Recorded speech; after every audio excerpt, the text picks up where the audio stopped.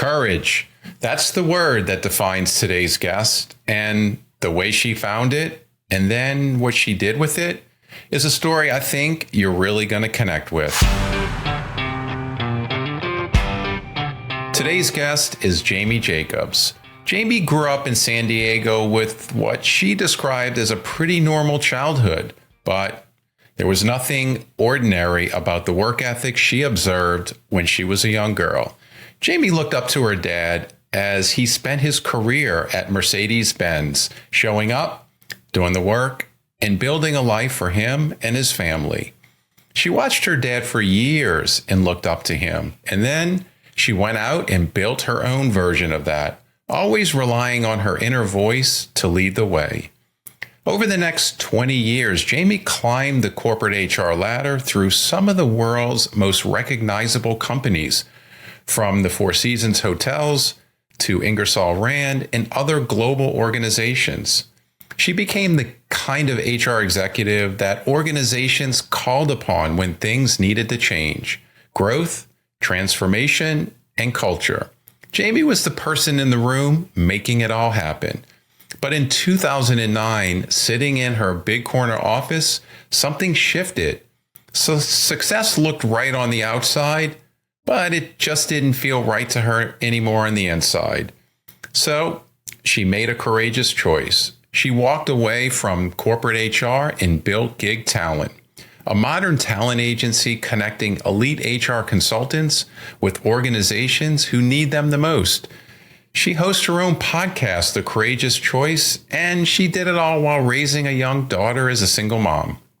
Y'all, I personally connected with Jamie in so many ways, and we both had a very similar HR journey with a very similar clocking out moment. So, without further ado, please enjoy Jamie Jacobs and her clocking out journey. Jamie, welcome to the podcast. It's nice to see you.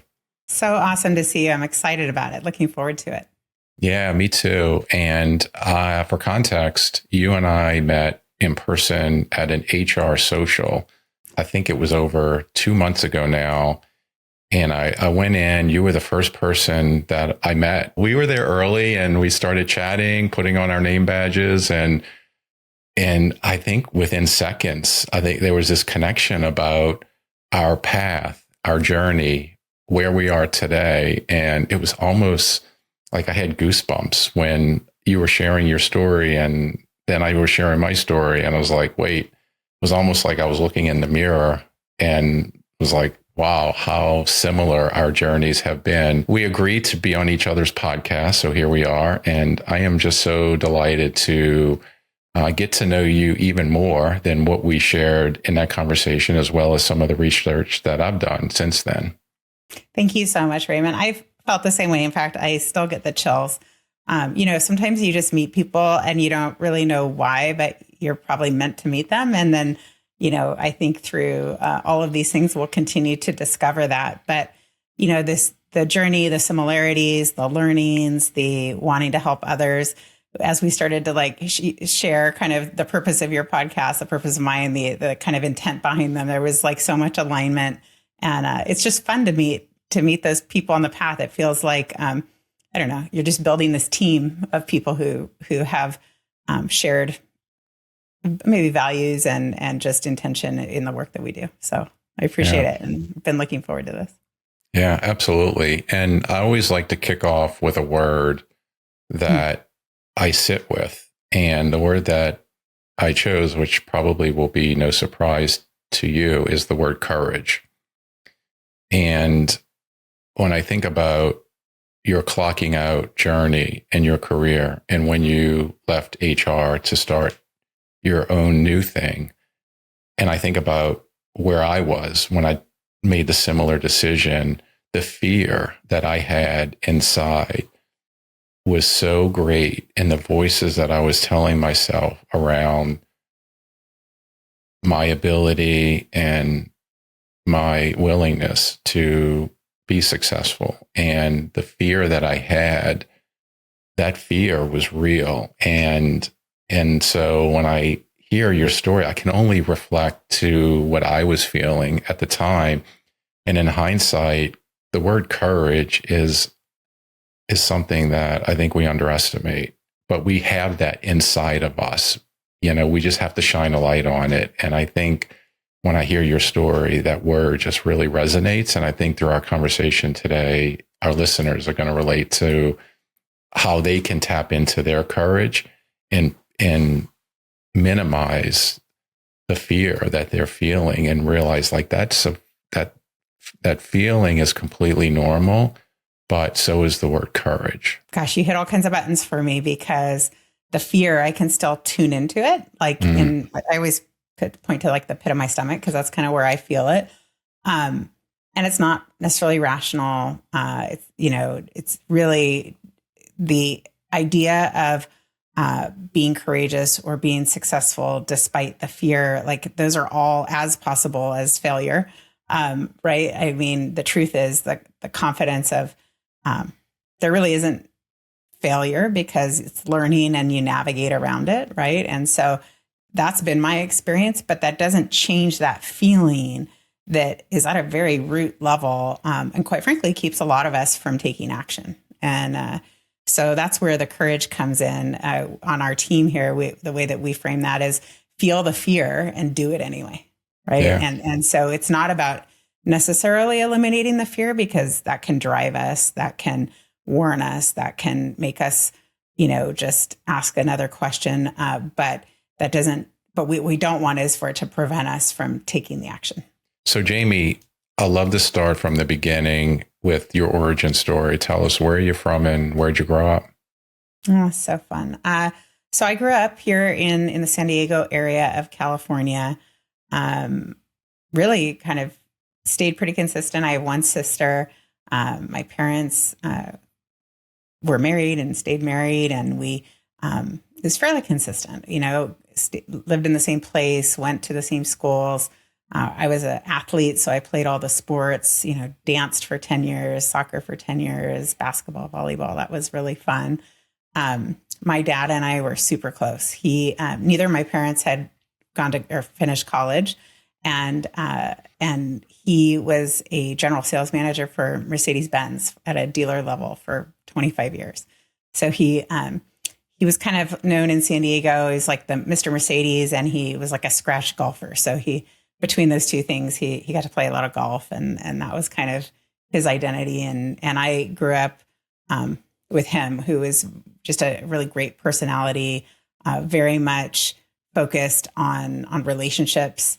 And I was really lucky, I think, as a young woman to have a father who taught me that I could kind of do anything. Like he just gave me a lot of support. And I think he wanted me to lean into that possibility. Yeah. I love that story about your dad in the dealership.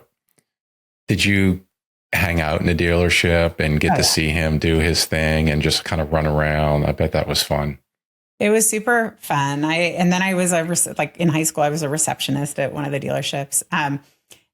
Seeing, just learning, I think, how to talk to people. And because he, like I said, was involved in these other things, there'd be golf tournaments and just different things where you got exposed to all different kinds of crowds, and seeing him work a room or, shake hands, and not, even though I know he had a lot of feelings around his own insecurities about having not graduated college and all these things, which showed up later. And I'll tell you about that too. But, being kind of the guy in the room, exuding confidence, shaking people's hands, making authentic connections. I like to think that inspired a lot of my just kind of values-based level around authentic connection and just caring about people, really. Yeah. Yeah. I love that. So you were playing sports, you were very athletic, you looked up to your dad, you had that exposure of his career and the kind of the passion that he had with the work that he was doing. What did you want to be as a young girl? Like, what did you aspire to want to be? I remember I had a really incredible AP English teacher in high school, and she was tough. Like, she'd won Jeopardy like 7 times, and she would nobody liked having her because she actually made you work. Mm-hmm. But but I was doing an assignment and I was doing this mind mapping. And I was like, I know I'm supposed to be a writer or an author. Like I knew it at that point. And so there was this combination of writing and corporate attorney, but it was really this feeling. And so when I went into college, I thought I was either going to be a teacher or an attorney, and kind of ended up falling into something else but the feeling actually was very much aligned with what I thought I was going to be doing. Wow.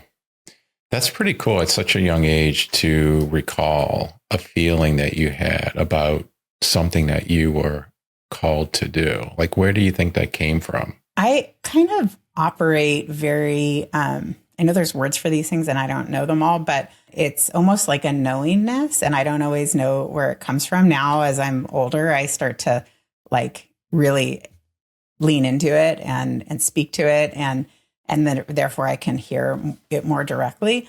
So I think it's really just something intuitive. And again, I've learned to hear it and then kind of hold it lightly so that it can evolve to the potential of what it actually can be.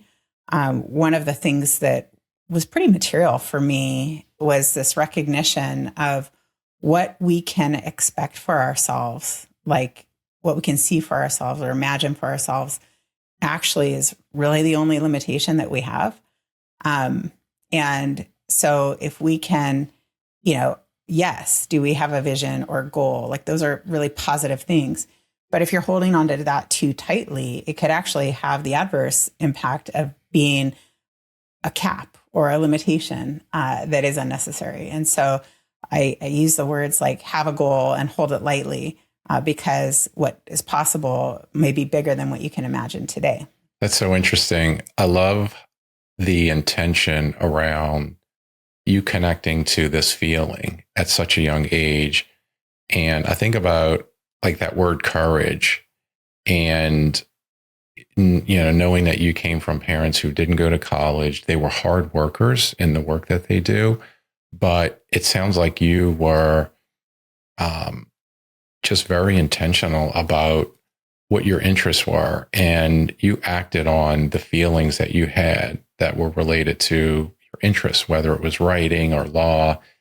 And I think that says a lot because, when you have family and you have parents who obviously want the best for you, sometimes there's that pressure that, they want you to do something that may be what their interests are. And it doesn't sound like you had that pressure. They were very supportive. And I think that's like a recipe for success where at such a young age, you can tap into these feelings and then know that you can make decisions based on that. Like playing that forward, that feels like very foundational. Yeah. It's interesting. So definitely grateful that I wasn't boxed by an expectation potentially. This is a funny story. I can't believe you're going to get me to tell this story. My parents got called into my kindergarten class. And the teacher said that they were concerned, or she was concerned that they were putting too much pressure on me as a 5-year-old in kindergarten. And they kind of looked at each other and they said, we're not putting any pressure on Jamie. She's just driven. And so I think that, they must have recognized like, yeah, we don't need to compound that or add to that. She's kind of got her own thing going on, which is interesting. So, some of it I think is our own path, right. But then being supported. And you're a parent also and learning how to support, each child in kind of the way that best serves them is hard sometimes not because that's not your intent, but because we're all people and have opinions and, want the best for our kids. And so I guess I give them credit for however they navigated that showed up really early. Yeah. Yeah. It sounds like they were supported by example. You talked about your dad and what a great mentor he was. You looked up to him. You want to make him proud. And very much. Yeah, I appreciate you sharing that story. Yeah. Yeah. This will be the next month will be 10 years since my dad passed. And he and, like I said, super, super close and super foundational. Like um, things became real as I got to share, the different success with him and things like that. And I just think, I'm very grateful for that, for having someone like him on the journey.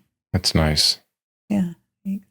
So tell me about HR. How did you fall into HR? Yeah. So I was with Four Seasons Hotels and Resorts. I was working in the front office, front desk, concierge reservations, doing kind of training across the front office departments.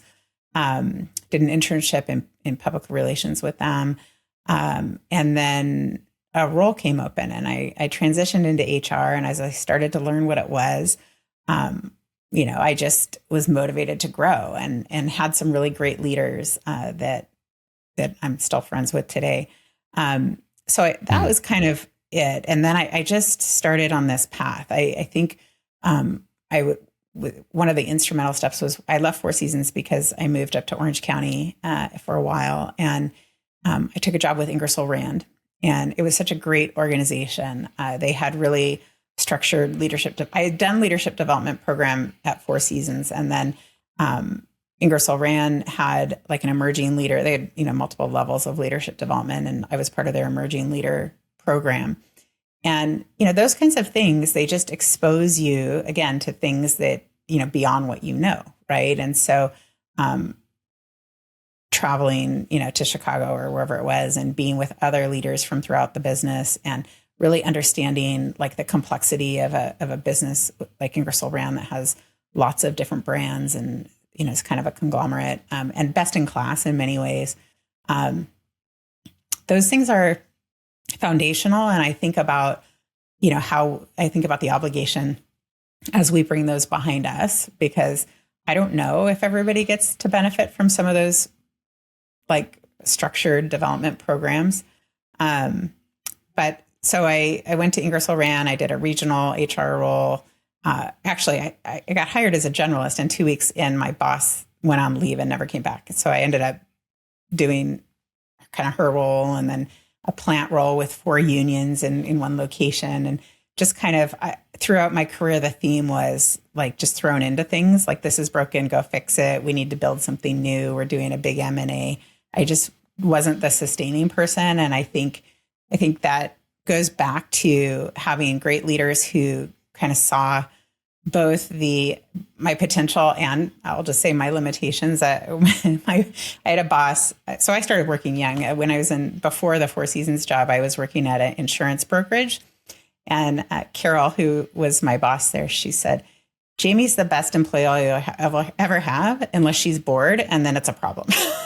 So I think future bosses kind of just recognized that and ensured I didn't get bored. So it was a good thing. So Jamie, I think that your experience at Ingersoll Rand was such a blessing, because with such a great company who exposed you to these just incredible leadership roles and gave you so much opportunity to immerse yourself in a variety of different jobs, and like what great experience that you were able to kind of tap into.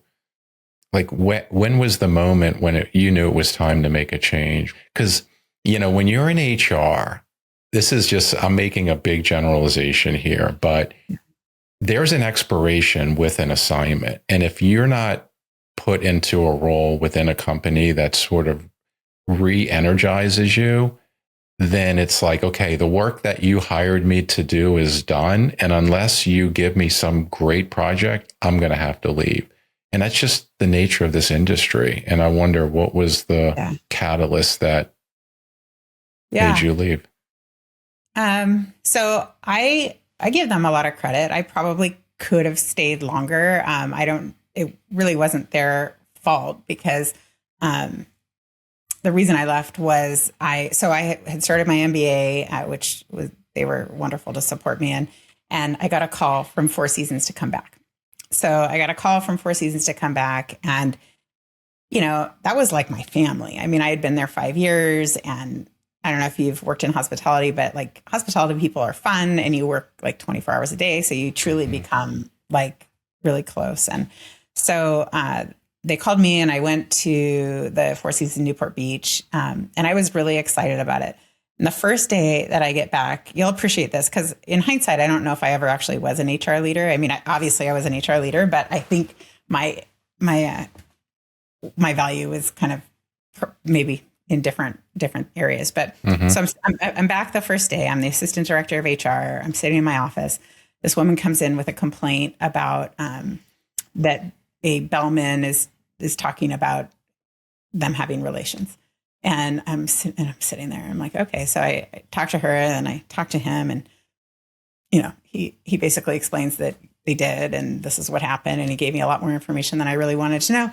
And I'm sitting there and I'm going, okay, like day one, I just got my MBA and I'm like an overpaid babysitter here. It turns out like she had a boyfriend that she didn't want to know that they had relations. And this is like, I was like, okay, and having been exposed to Ingersoll, which was more professional and we didn't typically have those kinds of conversations, I was like, all right, I'm not sure that this hospitality thing is going to be my sweet spot anymore. I may have outgrown it, but Four Seasons was, again, super incredible. And I learned some foundational things there as well. And I could tell you stories from each one. But what happened was that property was actually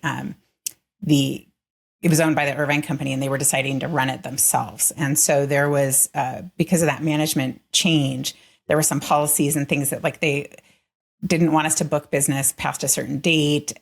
We were honoring that. We had wedding. It was like a big wedding venue. And they came back and like changed the date. And so like Four Seasons would have never canceled on anybody that had contracted, but they wanted to. And so there were just values level disconnects. And so I actually only stayed 6 months. Somebody I had graduated my MBA with is one of the guys. First of all, I was one of two women in my MBA class and the only person in HR, right? So you can imagine I was given a little bit of hard time with all these MBA people. And so one of them said, come and run this. He was an environmental engineering firm. And he said, come run our environmental training division. And there's this new thing called underground storage tank certified. You had to be a certified underground storage tank operator in California. And they had a training program and he wanted me to run it. So I got certified as an underground storage tank operator and became known as one of like the top 3 experts on this California law. So like, did that. I was there about 18 months. And at one point, I found myself on a plane flying out to Houston to teach Shell Oil about underground storage tank in California. And talk about like imposter syndrome. I'm like, what am I possibly going to teach Shell Oil about underground storage tanks that yes. So the lesson there was not that I'm an expert at underground storage tanks. It was that, you can kind of act as if, right? Like, and anybody can become an expert if you put the intention into it. So Jamie, I am curious about the storage tank expertise. Like, were you asked to do that, or did you raise your hand and say, hey, I want to do this because that's so outside of HR? It is so outside of HR.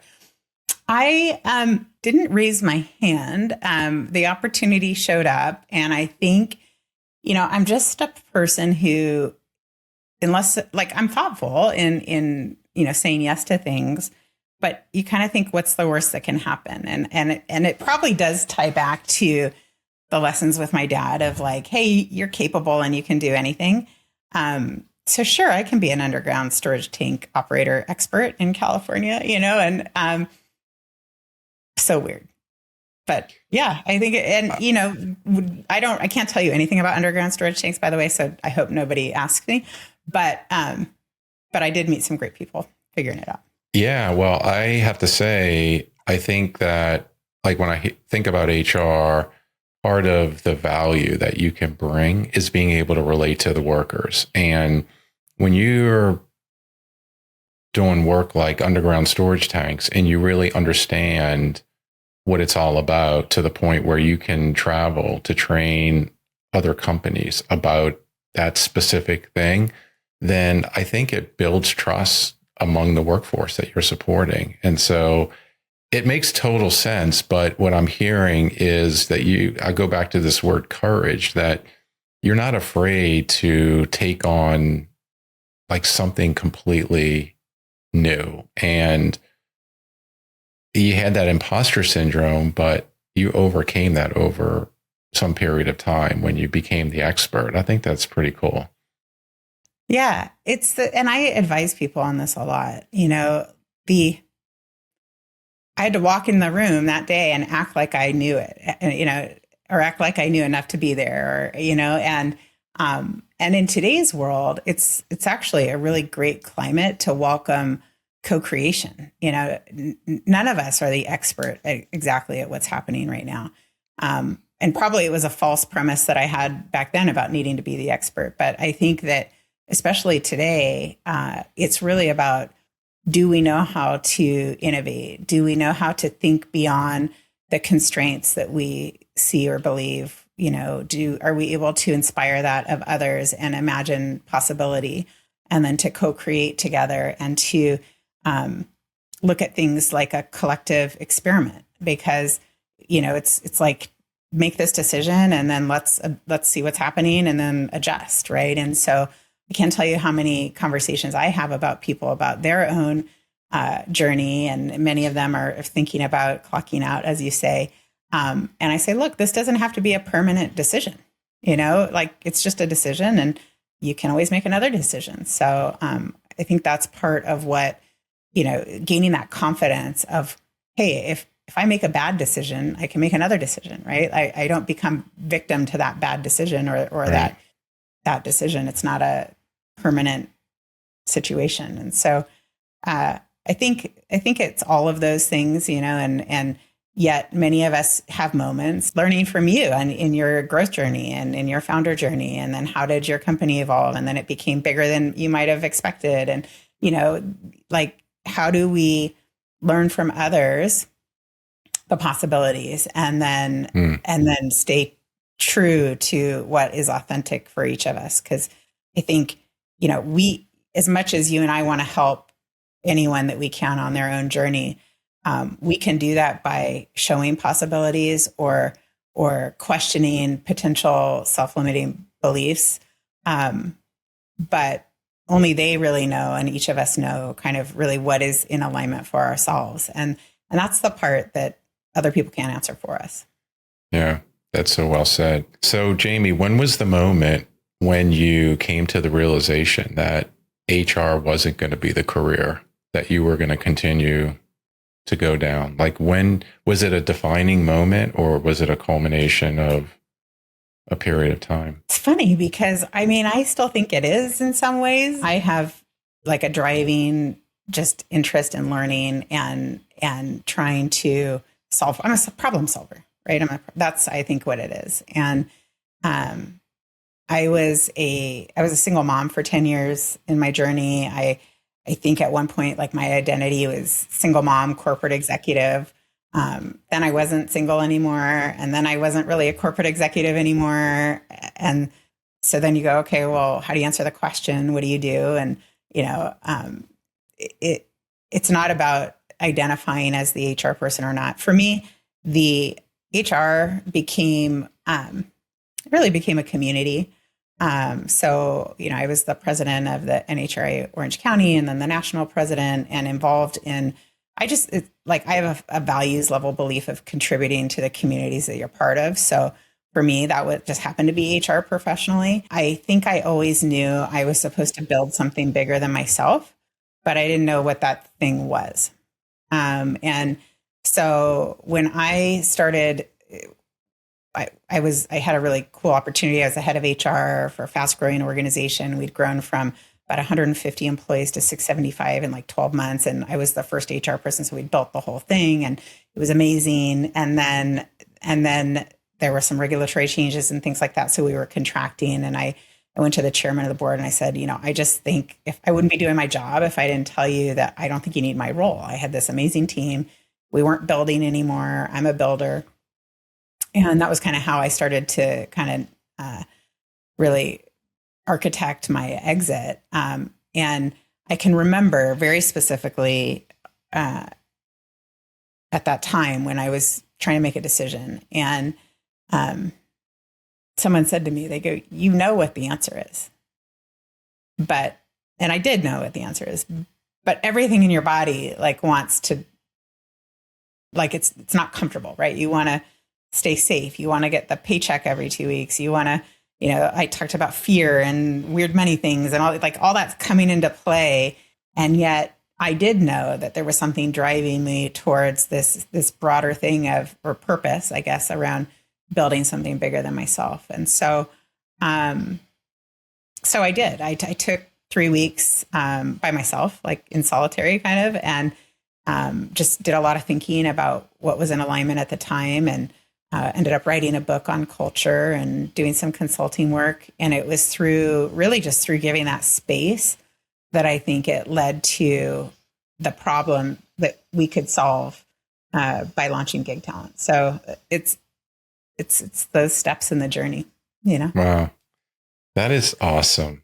I appreciate you sharing that. I remember hearing pieces of that story when we were together, and you said two things that really struck me. One is alignment, and two was purpose. And a lot of the work that I'm doing today through the podcast is around the word alignment and how people get to a place in their career where, when you think about your choice into going into HR, a lot of it is probably driven by interest and also by values. And at the time, your ability to connect and influence people, your interest in HR, it was filling you in terms of your career fulfillment. But then over time, the purpose and meaning was where the void was, and that you knew inside that building was really what would give you ultimately the meaning.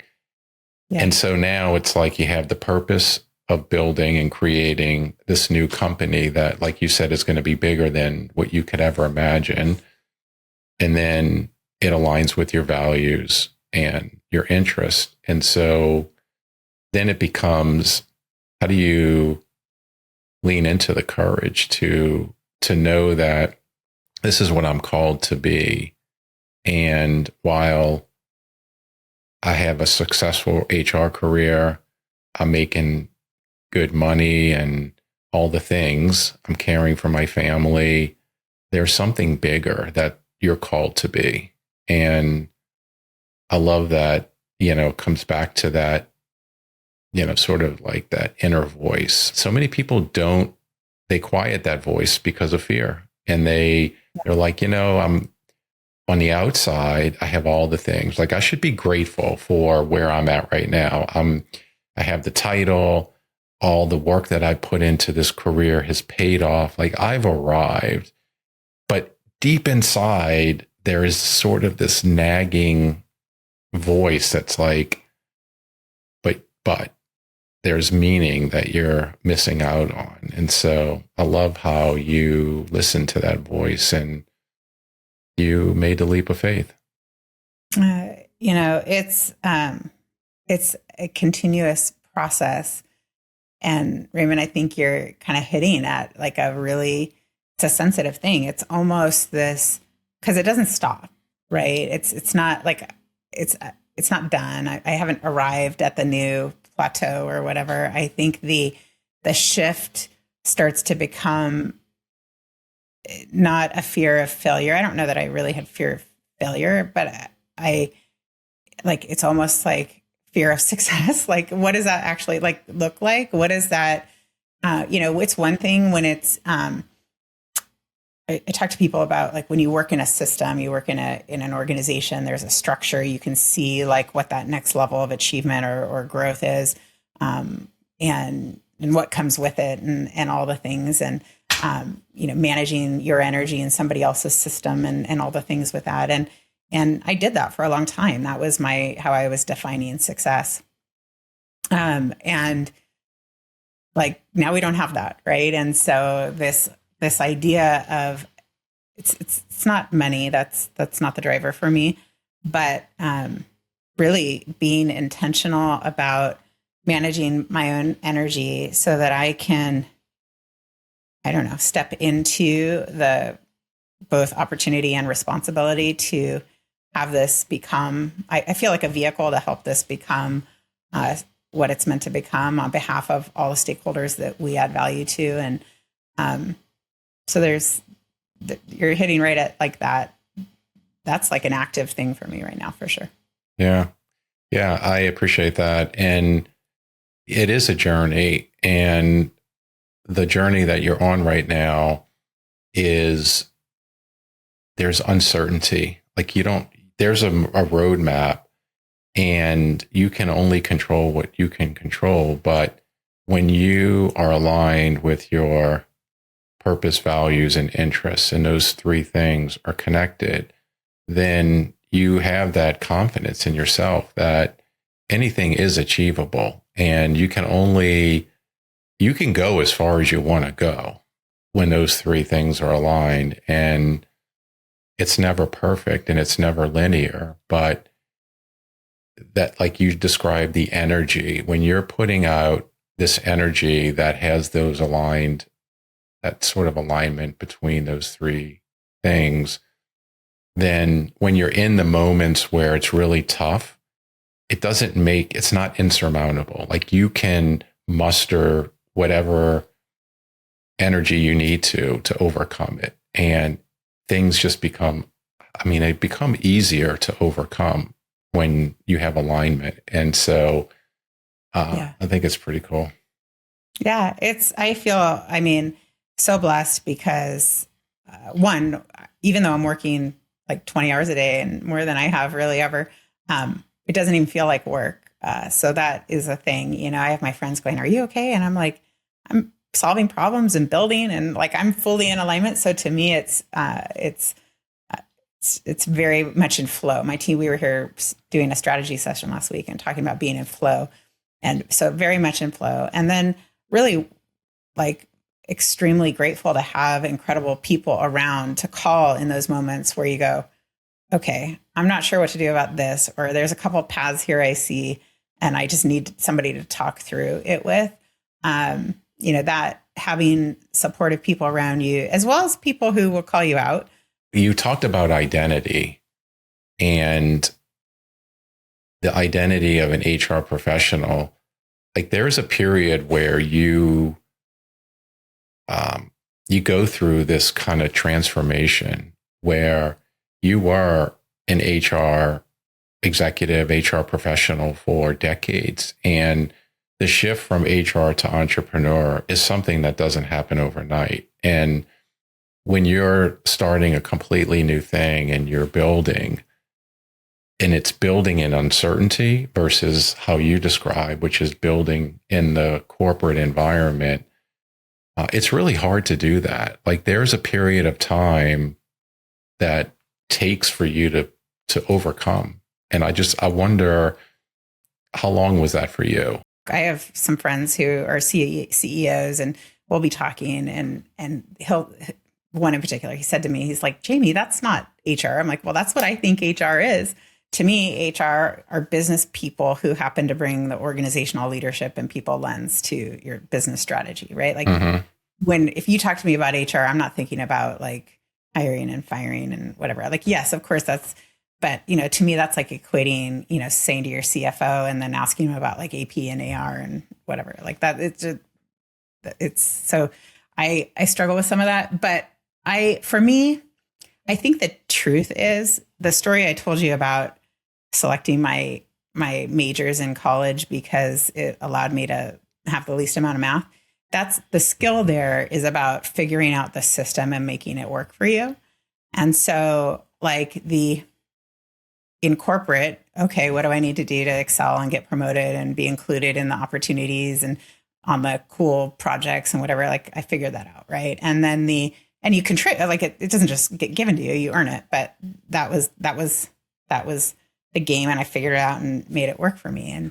And when you take the leap, to your point, you're there, it's just wide open, right? So you're creating that for yourself. And so I had to learn, okay, even things like I talk to people all the time. what about health insurance? What about, like, am I going to earn enough? When you are a successful executive and you make a significant income and all the perks and stuff that goes with that, like that feels like scary. Like, how am I going to do that on my own? And I talk to people and I say, well, one, do you need to do that?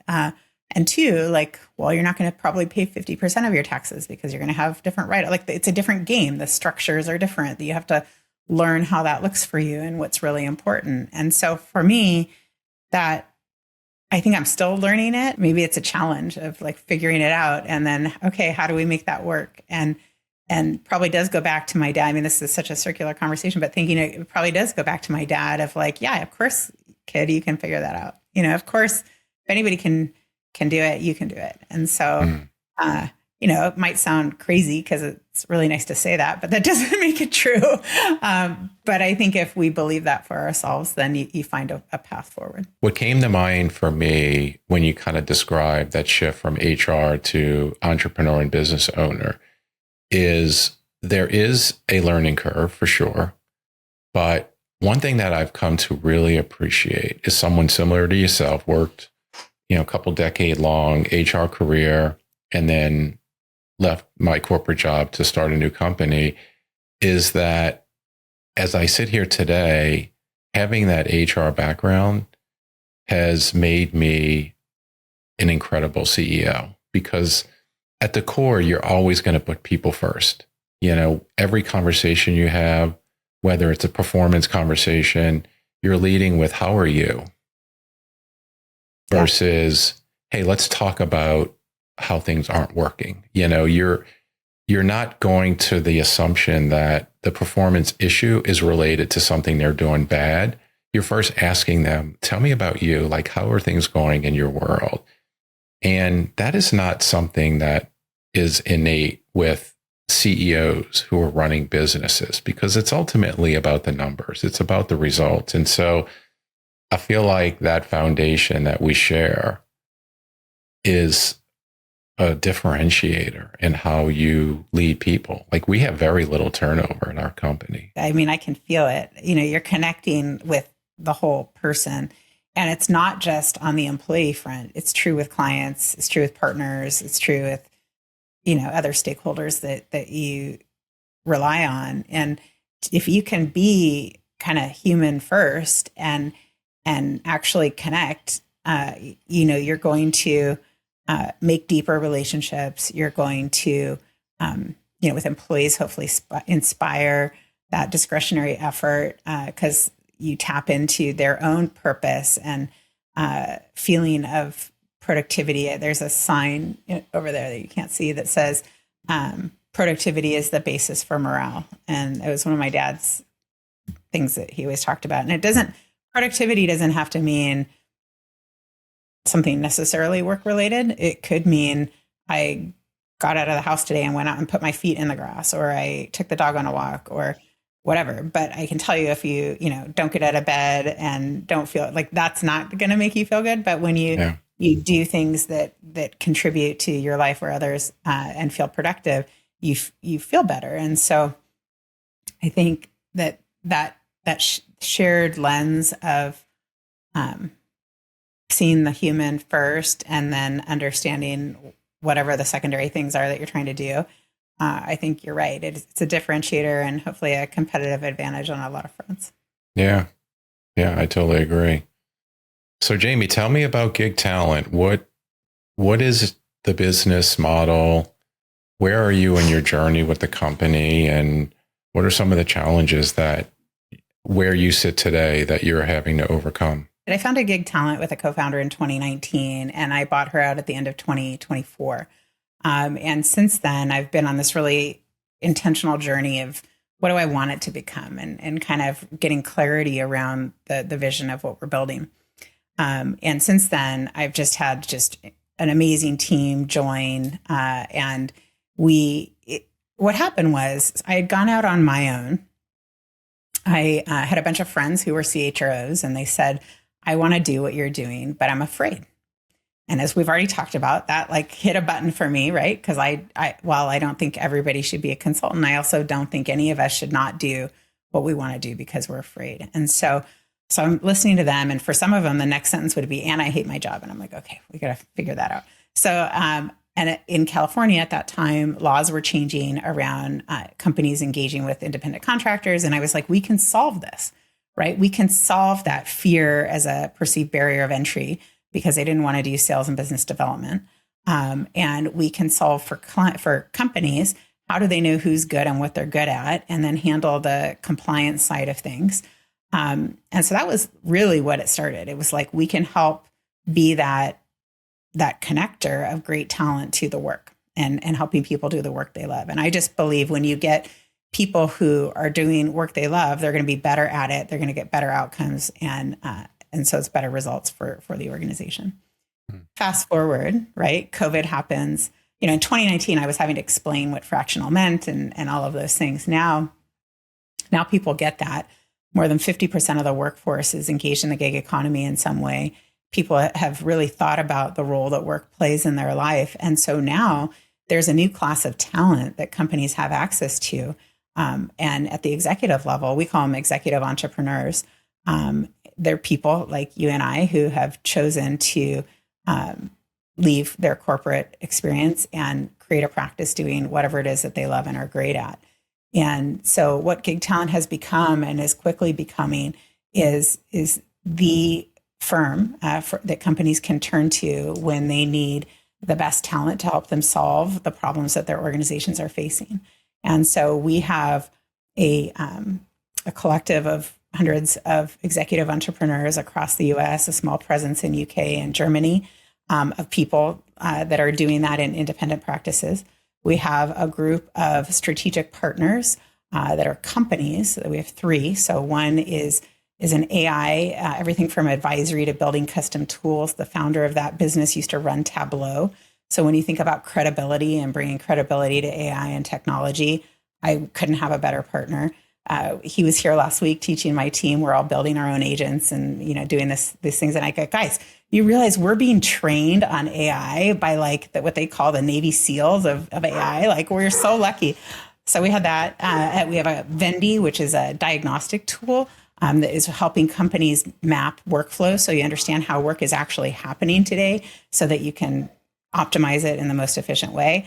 And then Talent Executives, which is our retained search arm, and they do all our retained search for us. And again, I could have built my own in-house things, but it really was fundamental to me that partnering with people doing what they love and are experts at was really the way to do this. And so now gig talent has become the kind of the conductor or the orchestrator of putting the right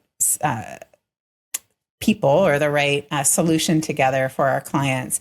Everything from navigating huge transformation projects, wanting executive coaching, needing an impactful speaker or facilitator for our strategic planning or offsites, really anything that companies are navigating today in the way that work is changing. We've got, our tagline is all the best people. We've got all the best people to put that right team together. And that's what we're becoming and what we're doing. And so the journey is what's been incredible for me is the clarity that doing the work and putting my head down and staying true to those fundamentals about only having, people who are values aligned, the intention of creating something that added value to all stakeholders, that the universe kind of will filter out those that are not in alignment. And then those that are really excited about what we're doing. And I think it's something different, and it's leaning into the way that people can do their best and therefore deliver the best to their clients and the people they work with. So It's fun. Yeah. That's terrific. That's awesome. I love this tagline around all the best people and how you've had that clarity to kind of define your why as a business. And then you bought your co-founder out, and now you've sort of curated this opportunity. And to have that clarity, to have the alignment in your purpose, values, interest, and then surrounding yourself with partners and all the best people that will set you up for success, I think is truly remarkable. You're so kind. I feel genuinely blessed. It's that alignment that we keep talking about. Like, I feel very much aligned, and I feel like my job is really to protect that. I had a CEO, many people, when you go into consulting, and people go in and out. And I had a client a few years ago want me to be their CHRO. And I said, I really feel like I'm supposed to build this thing. And he said, well, what is it that you really want to do? And I said, I just want to do really good work with really good people. And it's just, so that's kind of where that came from. And it's true. Like, we all have choices in how we spend our time. Nobody here is shy of working hard, but you want to do it with purpose and with other people who make it fun. And, with a team that's, when life shows up and something goes wrong, there's space for that, just as there is for the hard work that we're doing right now. And I'm super grateful. But thanks for saying that. It's a little embarrassing, but I'm really excited. Like, I'm very excited about what we're doing. Oh my gosh, I feel it. And coming back to the word courage, I feel like you being where you are and having the clarity and the alignment in the work that you're doing, that courage that you have only permeates in people that are following you. That is almost infused in them. Your example is providing your team the courage that they need to step up, because your company is growing and you want your team to have the courage to lean into expanding their capacity. And that's, you don't want to just go hiring people to do one thing. You need your team to have that courage. And so seeing you where you are and having that clarity and alignment is only going to permeate to the rest of the team. So I think it's pretty amazing. Thank you. They're awesome. I can't wait for you to come meet them all, because they're rock stars themselves. Yeah. Well, Jamie, I've absolutely loved our conversation today. I feel like there's so many things that I've learned from our conversation through early on, some of the examples that you shared related to like really tapping into your feeling, like understanding and having the self-awareness to hear the voices and then be able to take action on those at the appropriate time and learn from them. I think a lot of people are going to relate to that, especially if they're in this place where they're not fulfilled in the work that they're doing and they want to make a change. I think your story is going to relate to a lot of people.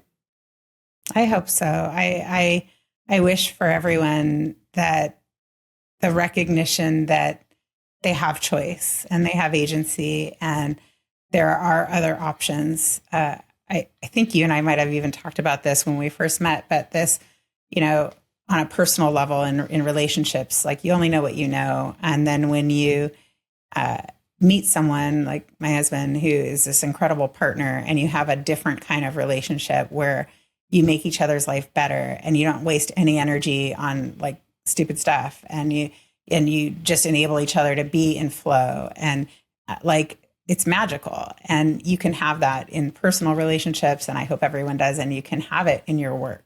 Yeah. And so if you're not feeling that, I hope that, that maybe there's some inspiration in this conversation to take a step forward and to imagine what's possible and find that for yourself.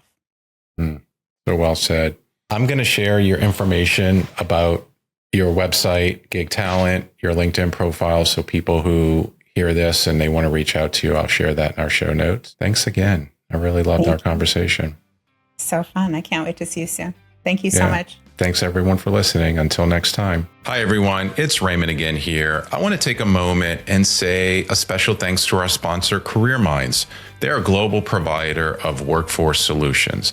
And if you like what you're hearing on the show, we'd love for you to take a moment and click follow on your favorite podcast app. And while you're there, please leave us a rating or review. It really helps new listeners find the show. And you can also watch the full episode on YouTube. Just search for Clocking Out with Raymond Lee and hit subscribe. And if you're listening on Spotify, don't forget to check out our episode polls and drop us a comment. We'd love to hear your thoughts. Finally, if you or someone you know has a story that they want to share about navigating change, taking a risk, or rethinking their career, we want to hear from you. Head to the link in our show notes and fill out the form to be considered for a future episode. Until next time, remember, if you're sitting there and you're just stuck or unsure of your career or future, and you think it's time for a change, I would encourage you to ask these 3 questions. Does my career or work make me feel alive? Am I doing the things that matter to me most? And am I creating value for myself and for others? Until next time.